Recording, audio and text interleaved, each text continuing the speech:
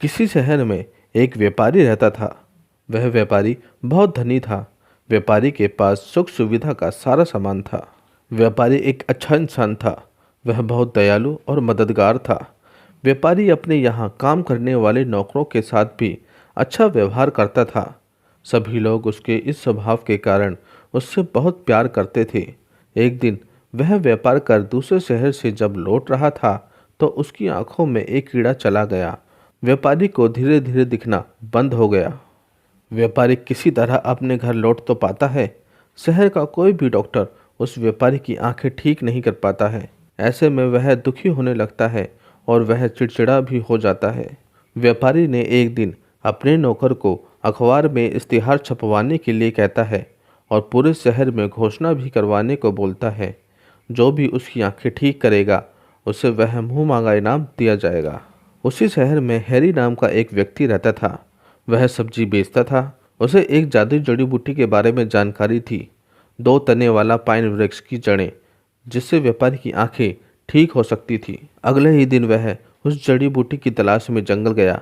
Harry जंगल में इधर उधर भटक ही रहा था उस जड़ी बूटी की तलाश में, तो अचानक हैरी की नज़र एक चींटियों की लंबी कतार पर पड़ती है। वह अपने साथ दाना लेकर जा रहे थे। दाना उनसे गिर जाता था जमीन पर। वह फिर भी उसे उठा के आगे बढ़ते जाते रहते थे। हैरी जड़ी बूटी को ढूंढते ढूंढते हताश हो जाता है और वह जंगल से वापस आने को सोचने लगता है। तभी उसे चींटियों की कतार याद आती है। हैरी के मन में फिर से जोश भर जाता है और वह जंगल में आगे की ओर बढ़ने लगता है।